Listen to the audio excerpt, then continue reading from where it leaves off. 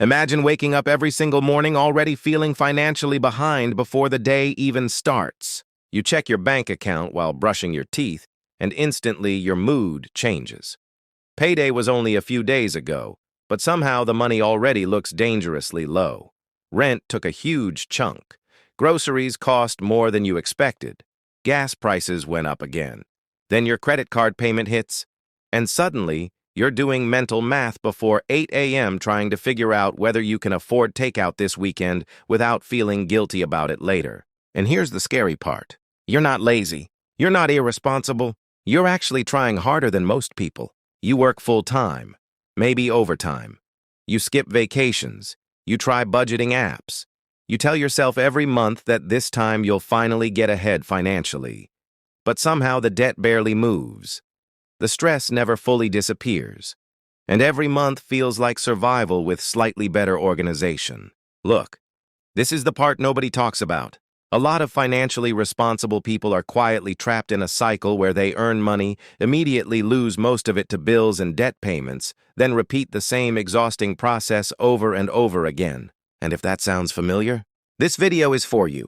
My name is Demas, and I spend way too much time thinking about money.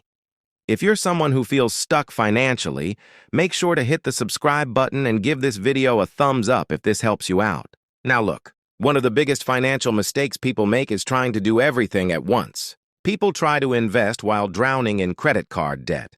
They try saving money while constantly upgrading their lifestyle. They want financial freedom, but they're also financing phones, cars, vacations, and random purchases they barely remember making. And on the surface, it sounds responsible, balanced even. But here's what most people don't realize. When your debt interest rate is sitting at 20% or higher, your money is literally working against you every single day.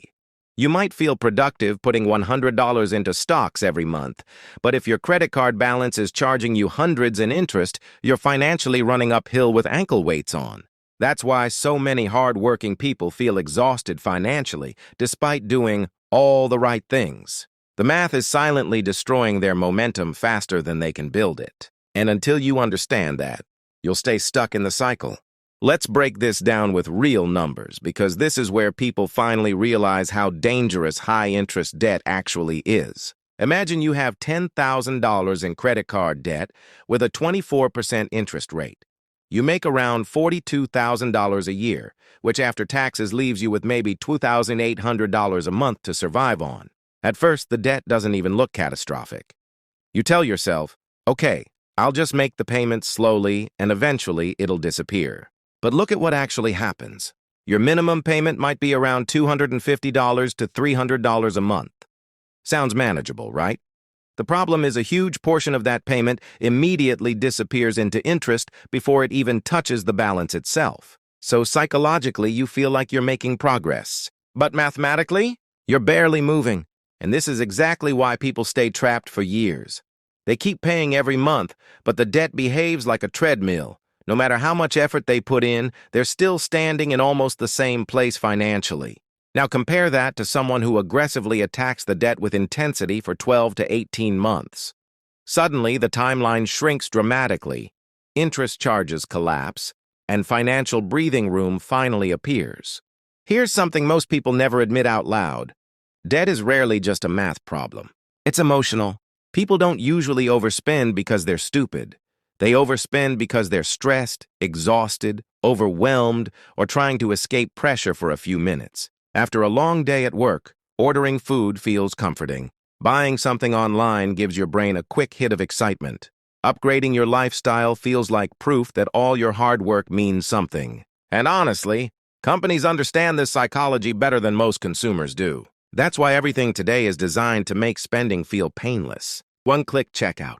Buy now, pay later. Monthly installments. Free trials that quietly turn into subscriptions.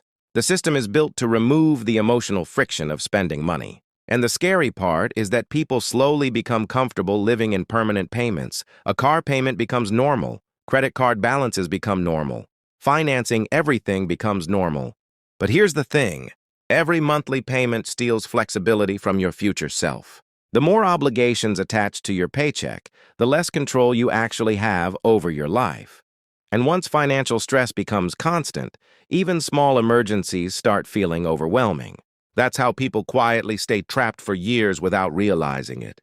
This is the part that completely changed how I think about money. Wealthy people don't just focus on earning more. They focus on protecting cash flow and maintaining control over their future options. And that mindset is very different from what most middle-income earners are taught. A lot of people spend money trying to look financially successful. Nice cars, luxury apartments, expensive phones, designer brands, and social media makes this even worse because people constantly compare their real lives to someone else's highlight reel. But here's what most people don't realize. Real financial power often looks boring from the outside. Financially intelligent people care more about flexibility than appearance. They avoid unnecessary monthly obligations because they understand something most people ignore. Every fixed payment reduces future freedom. Think about it like this. If most of your paycheck is already assigned before you even receive it, your future choices become smaller and smaller. Suddenly, changing careers feels risky. Taking time off feels impossible. Emergencies feel catastrophic. That's why paying off debt feels emotionally powerful. You're not just reducing numbers on a screen. You're reclaiming ownership of your future income. And once that financial pressure disappears, everything starts feeling lighter. All right, so let's stop talking theory for a second and make this practical. If I personally had $10,000 in debt while making a relatively small salary, the very first thing I would do is simplify my financial priorities. Because one of the biggest reasons people stay stuck is that they try to fight too many battles at the same time. They're trying to invest, save, pay debt, upgrade their lifestyle, travel, and still enjoy life normally while carrying high-interest balances in the background. That split focus slows everything down. So step one is simple. Stop multitasking financially. If your debt interest rate is extremely high, temporarily pause unnecessary investing and aggressively stabilize your financial situation first. That doesn't mean investing is bad. It just means survival comes before growth. Now, step two is equally important. Build a small emergency buffer before attacking debt aggressively. Not a huge savings account. Just enough to stop unexpected expenses from throwing you completely off track again. Because without a buffer, one emergency repair or medical bill sends you right back into more debt. And psychologically, repeated setbacks destroy momentum faster than almost anything else. That's why stability matters first. Once the system stops leaking money constantly, progress finally becomes sustainable. Once your finances are stabilized, this is where the real attack begins. Now, your goal is simple. Destroy the highest interest debt as aggressively as possible. This is called the avalanche method, and mathematically, it saves the most money over time. You continue making minimum payments on everything else, but every extra dollar goes toward the debt, charging you the highest interest rate. And when I say every extra dollar, I mean everything. Tax refunds, bonuses, side income, selling unused clothes, electronics, or furniture. Anything that creates additional cash flow becomes ammunition. Because during this stage, intensity matters more than perfection.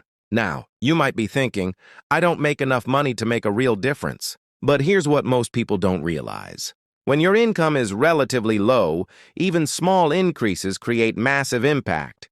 An extra $300 a month might not sound life-changing, but over a year, that's $3,600 directly attacking your debt balance. That can remove months, sometimes years, from your repayment timeline. And this is why temporary sacrifice becomes powerful. You're not working extra forever. You're creating short-term pressure to eliminate long-term financial pressure. That's a completely different mindset, because once the debt disappears, that monthly cash flow finally becomes yours again, instead of belonging to lenders. This is the stage where most people either transform financially or give up completely. Because in the beginning, paying off debt feels painfully slow. You make a huge payment, check the balance, and somehow it still feels massive. Psychologically, that's exhausting. Your brain starts questioning whether the sacrifice is even worth it. You stop eating out as much. You cut subscriptions. Maybe you work extra hours. And yet, for the first few months, the progress barely feels visible. This is where a lot of people quit. Not because the strategy failed, because emotionally they feel like nothing is changing. But then something interesting happens around the halfway point. Maybe your balance drops from $10,000 to around $5,000. Suddenly, the interest charges become smaller.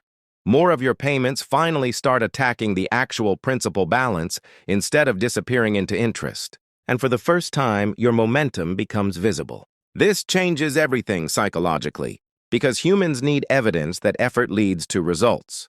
Once your brain sees real progress, discipline becomes easier. Motivation increases naturally.